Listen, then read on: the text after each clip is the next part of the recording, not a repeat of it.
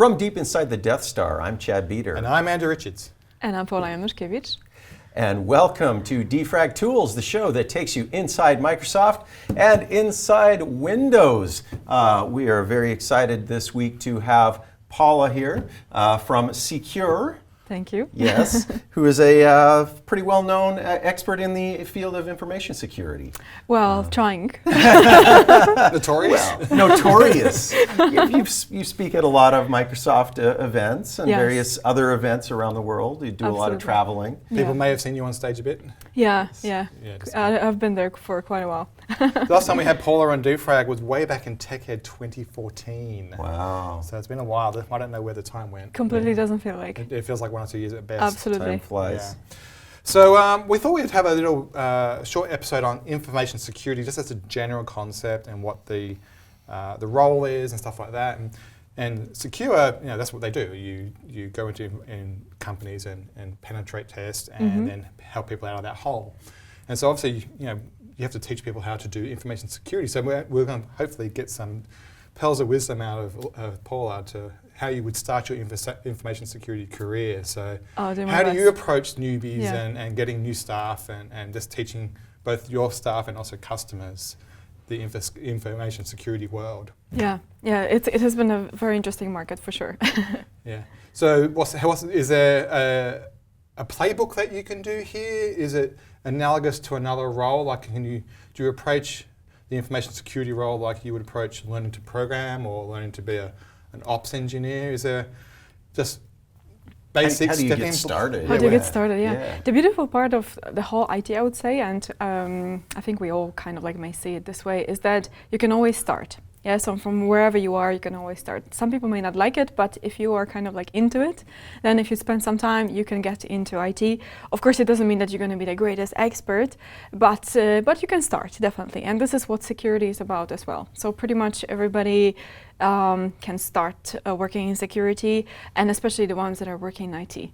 So that is a perfect preparation. I'm guessing it's a good role for people who don't really want to do programming, but are really interested in the internals of OSs and Windows and how things operate, but don't really want to do the other end of the thing where I'm just making server racks and worrying about DNS records and stuff. Absolutely. There's a good middle ground for people to be in, right? Absolutely agreed. And I think that another one is sound too challenging, but the time where having a good developer skills and as well being in security, it's kind of over because you are dealing with so many different types of security aspects. You can do that as well, but you can also live without it. Yeah. So you can be an infrastructure security expert and work in a certain type of a big environment without the programming skills and still do a good job. It kind of reminds me of this new data scientist evolution where the programmer was kind of the guy who did the SQL database and everything else as well. And now we kind of separate those roles out and say, look, this is just pure the code side of it, this is the data side of it, and then that expands into this more aggregation and reporting and that type of side of the business. Information security is the same. Programmers just aren't going to be up to date on how to do security properly in their code, I'm guessing. It's one of those things you need to go ask an expert. And corporations, I assume, really should have an information security engineer on staff these days. Would you agree? Absolutely, definitely. And that is also a very interesting challenge for a lot of different types of customers.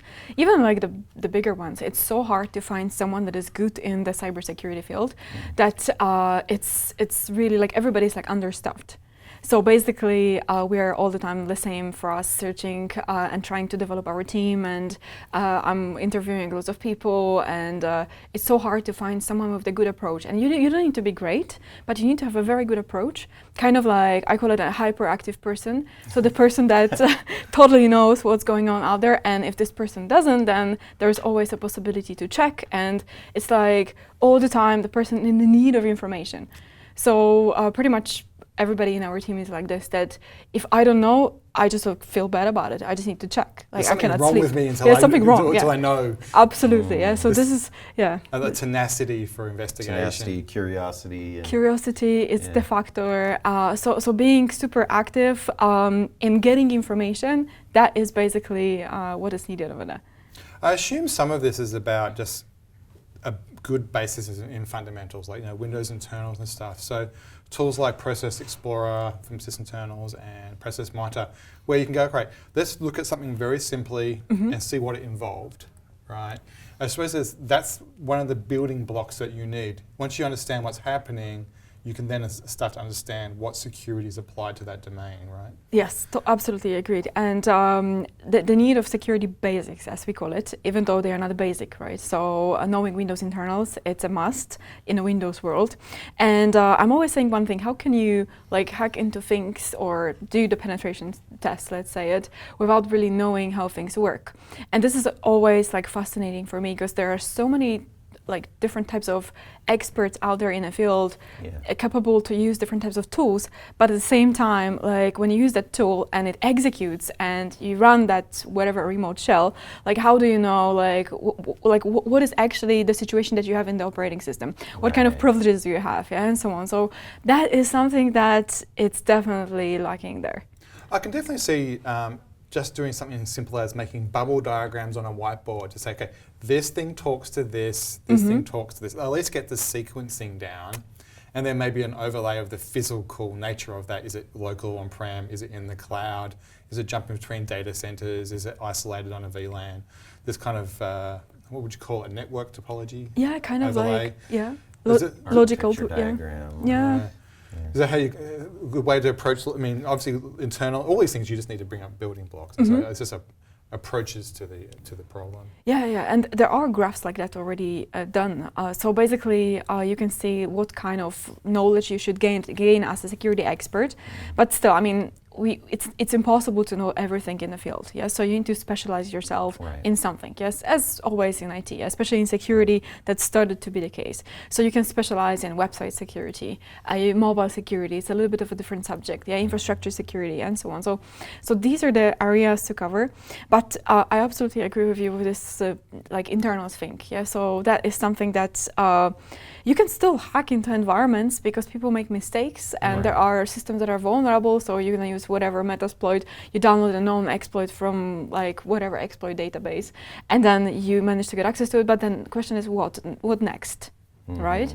And then we are getting into this beautiful space where knowledge matters, not the tool matters, where, for example, you're getting access, I will just give you an example, you're getting access to the domain controller. We had a junior penetration tester in the team. It's like a real life example. And then the question was, okay, so he managed to become a domain admin. That's awesome. Of course, it means a lot, blah, blah. Yeah. But then the question is, what's next? What can you do with it? What can you do with it, right? Because, okay, being a domain admin, that's cool, but now what? I'm going to destroy it all? Not really. I'm going to extract information? Yes. But then in what kind of way? This is where the knowledge strikes in. And this is what we mean by the good security expert. But the problem in the field is that you have no standard for that. So there's nobody saying, hey, this is how the great security expert looks like. This is what you're supposed to know.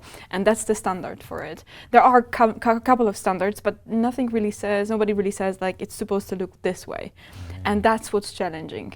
It's a little bit of a Wild West kind of thing. A bit, right. Well, it is growing as a thing, right? It hasn't really had decades of maturity yet, I would argue. Well, yeah, certainly, security has always been important, right? But it seems like it becomes more and more important.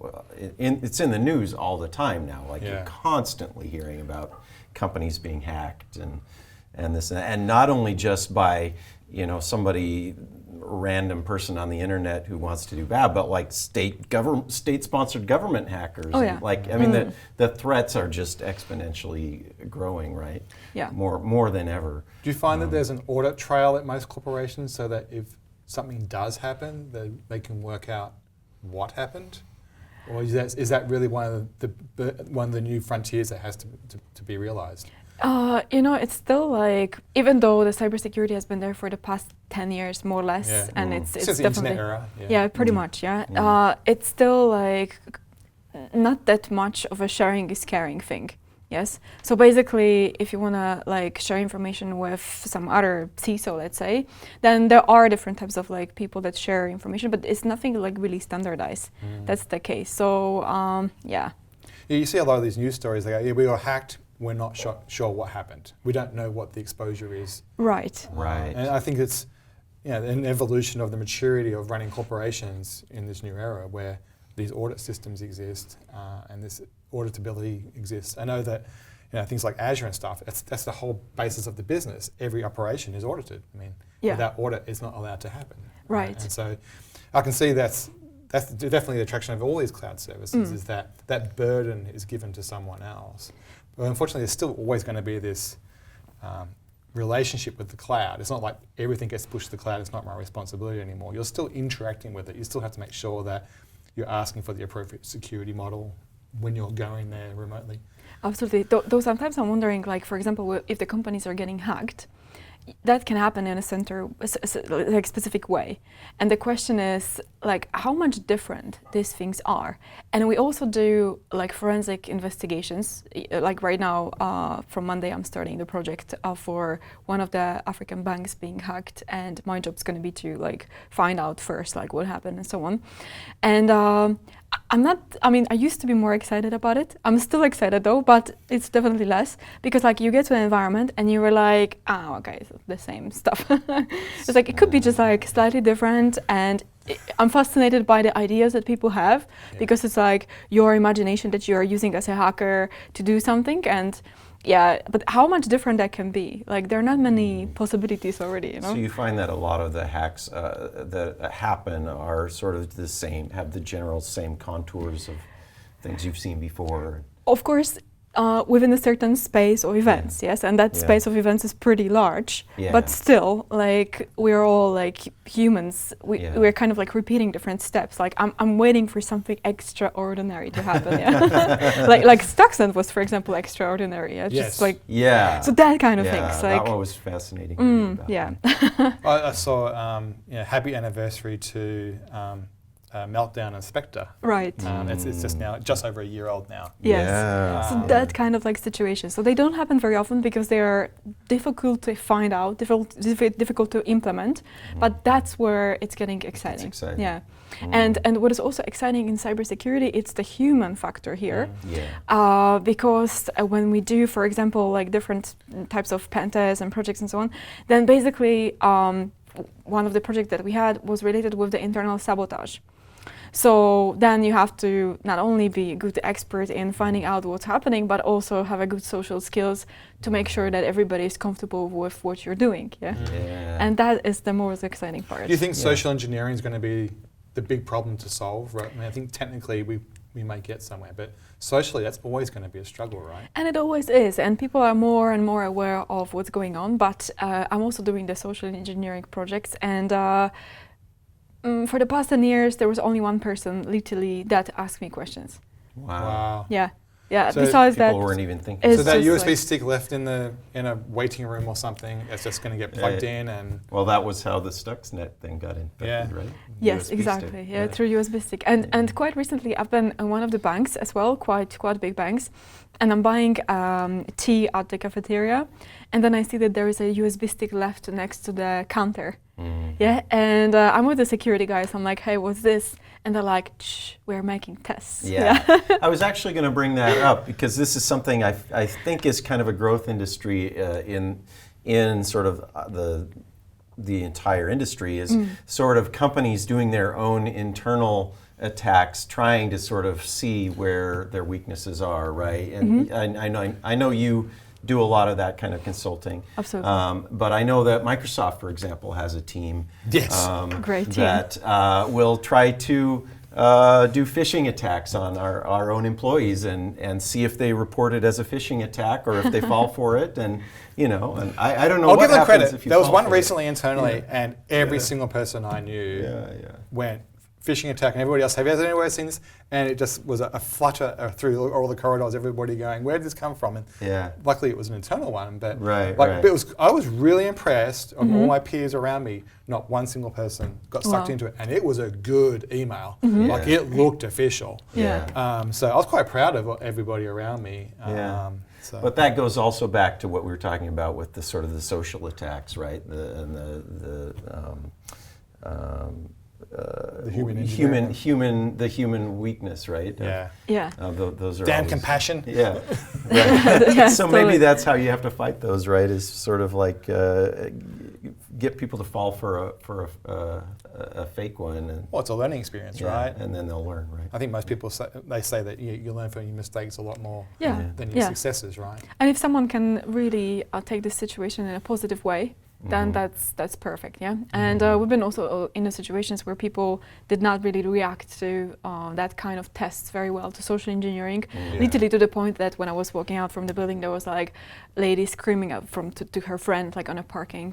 She was like, "Hey, you see that girl over there? Don't trust her." I'm like, whoa, Wow. that's interesting, yeah. But that was kind of positive, but still. Yeah, there's some interesting, I've seen online various videos of corporations being, like consultants being paid to break in physically. And it's a very interesting ground between, what is legal and what's not. That is and very awareness. interesting, yeah. It's going to be one of those interesting evolutions of the industry, for sure, of where those lines are.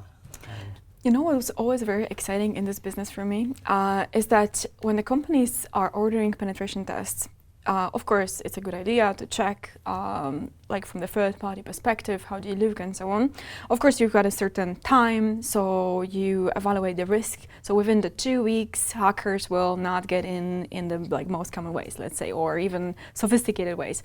Awesome. But who is monitoring whatever pen testers are doing? Yeah. Because if someone is becoming a domain admin in the enterprise domain, in a bank domain, then we could say you could do everything. Everything means, of course, we need to specify it, but knowledgeable person is capable to use the domain admin credentials to do something interesting, right? who's monitoring the monitors? Right, that is the question. And that's why cybersecurity has become a very exciting field where you've got lots of people that are, I finished that course and I do a little bit of hacking. I did a hacking in a high school, whatever university. They're up there in the market and then they are to be hired. Awesome, but then do they have good intentions? And we've been in the situations as well in this business where you've got like a call for offers and then the lowest price wins. And in security, we know that this is not a good idea. And then you're getting the team like this. Question is, like, is this good team, bad team? Because if I would like to get into someone's infrastructure, I would definitely lower my rates. And then I would just be there. It's like, here's a great opinion. You, but you may not have the best intention. Absolutely, and then you just like take this information out and you give it to someone else. As she says, it's kind of Wild West. It can be a little bit Wild West. Absolutely. Yeah, that's an interesting thing. How do you know who to trust, right? Because you trust the auditor, obviously, because they are the ones to help you. But is it really the case? Yeah. And I suppose there's also some interesting boundaries between what country companies from what country are allowed to do that in other countries. Yes. You see, you read things in the news now too about, we found some chip on some motherboard and we don't know how it got there. I'm not going to confirm. There's speculation whether that's true or false. I'm not going to comment. I have no idea. I just know what I read in the news. It sounds interesting to me. It's interesting, and I think there's a lot of controversy over it. But do you think IoT? It's sort of the back to that Wild West thing, like we don't. Do you think IoT is going to be the next main thing that's the focus for security? It's all the time there. It's just because we name it right now, it doesn't mean it's like it's still there, and it has always been, and there has always been devices out there. It's just like we talk more about it. It means there's going to be more focus about it. There's more devices though, right? I mean, purely from an attack surface point of view, right? There's more of them, and then their sophistication's lower because they don't have the compute. Absolutely. So it's gonna be like, it's popular anyhow, right? It's gonna be maybe more popular, depends on what kind of devices you are using, but it's a case, definitely. I mean, we have Azure Sphere to address this, and it's definitely one of those growth areas for sure. So where do you, I know that I hang out on Twitter a fair bit, and there's a really good community on there. Where do you kind of find, the conversations in relation? Is it really a Twitterverse thing at the moment, or is it? I don't really think it's Facebook, really. I mean, I know that particularly Swift on security. Yes, definitely. His name's Taylor Swift, right? Yeah. He has a fantastic Twitter account that has a lot of followers and quite good conversations on that. And actually, he's a very good example of growth. He was just an ops engineer that got interested in security, and through that evolution of learning, now became a security engineer and quite what seems to be a quite impressive one too. Absolutely. And so is Twitter where you hang out? I know that the reverse engineering community can be, particularly which was more the hacking side of things, can be a little bit abrasive, but they're also kind of positive as well. Right. So where do you hang out? Where do you get your information? So Twitter is definitely the case, but also we've got on Facebook kind of like our private groups where we share some information. So that's kind of like, I mean, it doesn't sound very welcoming, but still like that's kind of like the channel. But at the same time, my team is also doing the research in different like news and so on. So like you just see one thing, you dig in further and further and further. So Twitter is definitely the place to check information. I think it's kind of like a good news source to then jump off somewhere else, be aware that this is happening. And it's less official. Yeah. Yeah. Yeah. So you could it's just very humanic. Yeah. Yeah, I think you don't have this, oh, well, if I say this officially, my corporation might not like it type thing to it.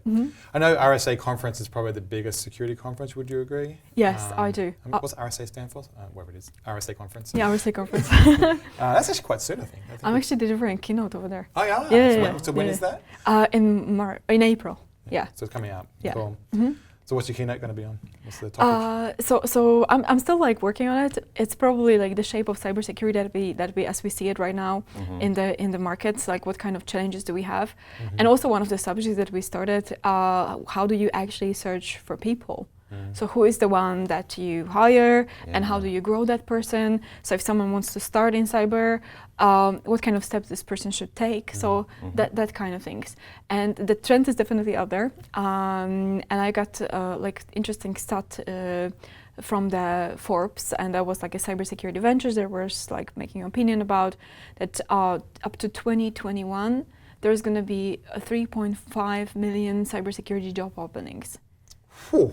That's It's pretty like cool, growth industry. right? But then it's So like, it's like 1 million a year.